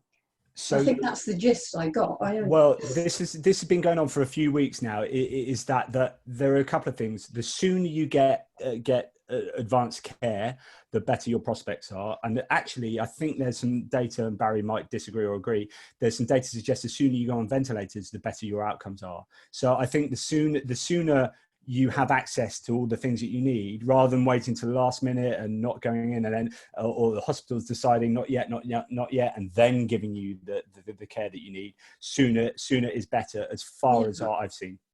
And it's, they say about asthmatics, but you're not getting an asthma attack. These people, it's you become drained because you've got no oxygen, but it's not the normal asthma attack. Yeah, I think the way I understand it as well is the virus attacks the way that your oxygen it's not just your lungs; it's the way your oxygen is carried around your body and probably respiration around your body. So you might be interested to listen to. I think it was something like about 5:30. If you go back and listen to this chat, but I didn't listen to the whole lot. But I know Evan Davis; he was really impressed, and I was. It was interesting. Okay, thank you. Yeah. Can we just ask Greg Atkins if what the likelihood is of coronavirus just disappearing? Greg, could you say something about that? 9%. Briefly. I was just trying to reply to Simon. I can't get my chat to come up there, but I see Simon's written that. Yeah. No, it's you can't really bet one way or the other. If you look at a lot of viruses have appeared and stayed. HIV is one that came from chimpanzees, and others. Spanish flu, incidentally, is still with us. It's made a reappearance and is circulating at the moment, admittedly in a more benign form. But you just can't say. SARS and MERS disappeared. And as David will tell you, I thought this virus was going to disappear when I was asked to talk about it. So you just can't say. Rabies virus, for example, came from bats as well, supposedly, and that stayed with us. I think that quote from Simon in the chat, the idea that some viruses basically, if they kill too many of the hosts or they end up dying themselves by not being able to infect effectively, then I think, but I don't know what the conditions you would need for that to sort of take place. Well, it's not this virus, because I think your statistics that you gave were very telling, actually. I just made I've also collected some statistics like that, and it's very peculiar to me that the PHE, for example, quotes the deaths from influenza, the way they're calculated at the moment in terms of the way this virus deaths are presented by the government. If you calculate them that way for the 1914-15 flu epidemic, you get 28,300 people died, and that was in the space of 3 months. Can you remember the news at that time making the big fuss that's being made now? Yeah, I mean, it's very peculiar. I find it odd that our statistics do not include, the official stats don't include community and care deaths, and I just think that that's wholly bizarre, especially when other countries do. And I mean, unless the ONS really can't get the statistics out on a daily basis, I just think that's odd. And I think I just think it's perhaps disingenuous and politically motivated, because I can't really think of any other reason. I'm sure the ONS can get you, if they can get you hospital deaths, they can get you care deaths on a daily basis. It might not be for that day, but at least it's giving you some kind of rolling sort of stat. I don't know. Yes, you're absolutely right. I mean, but deaths from flu are variable. I mean, there are only 1,600 last year. You say 17,000 is the average. It is, but it varies from about 1,000 to 28,000. So, you know, it's very variable, and yet you don't see much of a fuss about it.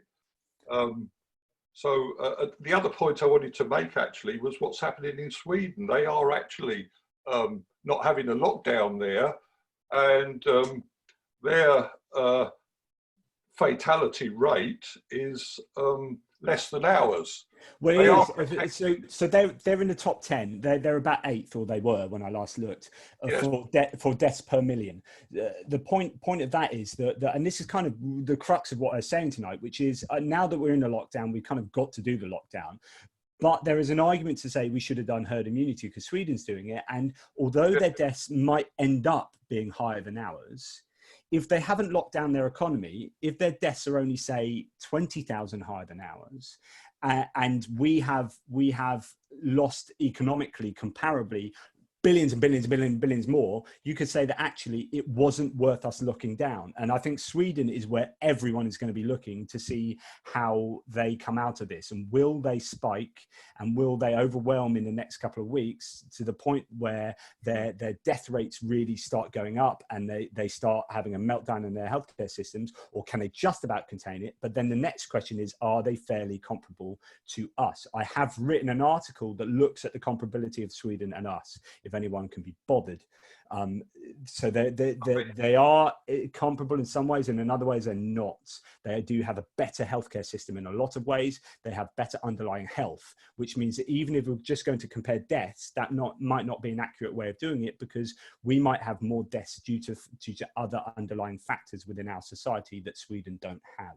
So these things, as ever, statistics are super, super complicated, especially when they involve society as a whole, and a human being and a community, and welfare and politics and healthcare. You know, it's hugely complex. So comparing things is difficult. But Sweden will be the one. I'm sorry, I've muted you now, Greg. We are officially out of time. If anyone needs to leave the meeting, you're very obviously at liberty to do so. But I would like to just get a question in from Aaron, and Lisa and Richard would like a second bite of the cherry, but would you all please be fairly brief so that we can wrap up the meeting fairly soon now and let Jonathan get a bit of well-earned rest. So Aaron, let's come to you. What's your question?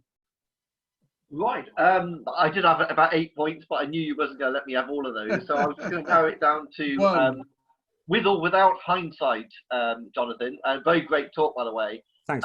What would you have advised if you'd been at the COBRA meeting? What would you have told them to do at the beginning? This is fascinating, and I've thought about this because at the beginning I was full with the lockdown. And I think I'm still broadly a supporter of the lockdown. And if you go, my opinion is if you go for the lockdown, you've got to go for it big time. It's in for a penny, in for a pound. But I think it's not going to be as clear that the lockdown, because the lockdown, all it does is buy you a bit of time. It doesn't, as I said, it doesn't make me any more immune at the end of the lockdown. And assuming we've got to come out of lockdown at some time, if we're going to have to do some kind of herd immunity, as others were saying, getting people in and amongst it and develop some kind of herd immunity, but you're going to have collateral damage. I don't know. I think I would have gone for a lockdown with the knowledge I had at the time, but I'm not 100% sure that was the wisest thing given the economic fallout. But that's tough because at the same time, you have to say, I would have gone for herd immunity, but it would have meant 40,000 more people would have died or whatever the number is. And those are people's family members. That could be me. That could be you. That could be your sister. That could be your friend. And so it's very easy to just say, yeah, I would have done that and not that because the economic fallout was too much. But the collateral damage is real people. If I was just worried about deaths and deaths alone, then the lockdown. But then it's coming out of the lockdown because you're at the same place then. What happens is you have a leaky lockdown whereby you get a bit of herd immunity going on whilst you're locking down. People are still, key workers are still spreading it here and there. And it's a kind of leaky lockdown. I think that's what we've got now. And you could say, well, just make it a bit more leaky, and you're managing, so you never overwhelm the healthcare system, but you effectively get herd immunity that's just, instead of going like this, it is flattening the curve. And it's a long-term herd immunity. And I think maybe that's the only justifiable option. Good question. Okay, sorry, Aaron, I muted you. I have such power here, it's fantastic. Very final question from Lisa. Lisa, what's your question? Sorry, it's Richard. David. Richard. Very good talk from Jonathan. I thought it was very informed. Very good.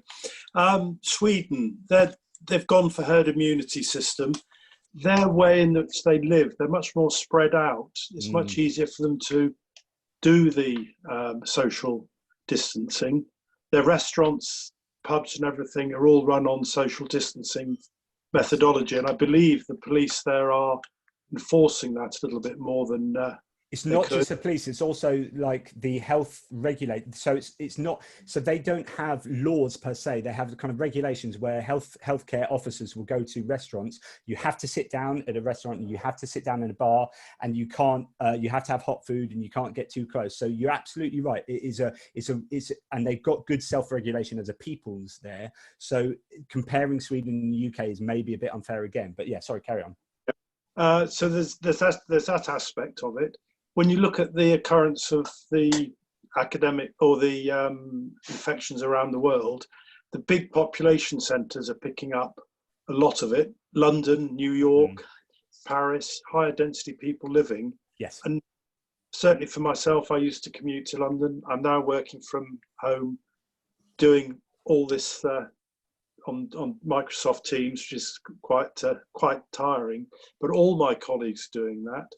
We're now actually looking and talking about possibly continuing it after the event so that people can work from home. Yeah. How do you see the economies changing in that respect? I think to your first point about density of population, definitely. So when I saw sort of an amazingly good YouTube video, someone who has modeled with dots on squares, and he had all these different squares that were mapping out different scenarios. and sending these things off, and these infect 5% and these infect this and this, and he had all the different ways of doing it. But so the more people you have around, obviously your higher probability. It's like isolation in general. That's a principle of isolation, is that the fewer people you're in contact with, the more chance you've got of not getting it. So if you live in a place of a high density population, then you've got more chance of that spreading. So I'm amazed that India has not become an epicenter.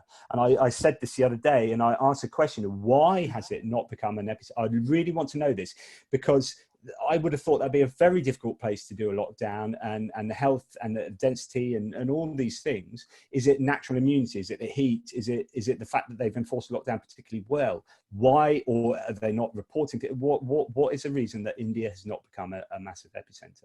I don't know. Anyway, but density of population is hugely important. But as to your other point, I think the way that we work will change, and I think this. I've said for some time that companies will move towards working in this way, and because the cost of renting in a city buildings with very large overheads against you working from home, it's a no-brainer, right? If you can get some, as long as you can ensure your employees have the same productivity, and there are ways of clocking in and out on your computer at home in a way of being monitored as you work at home. There are ways that can be done. I've got a friend who works in marketing, and they know exactly how long she's worked to the minute. And if she's not worked enough, she finds out straight away as she works from home. So there are ways of doing that. And I think that companies will choose that because they're going to save a huge amount of money. But I was having a conversation the other day with a psychologist who said, don't underestimate the power of personal contact with people and relationships that you foster and nurture through physical, being in the same place as someone and reading their body language far more accurately.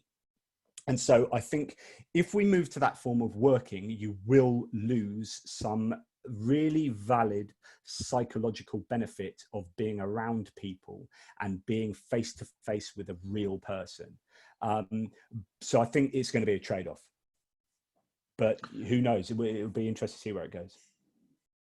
Jonathan, thanks so much for a fantastically stimulating and informative evening, and thank you everyone for your wonderful contributions as well.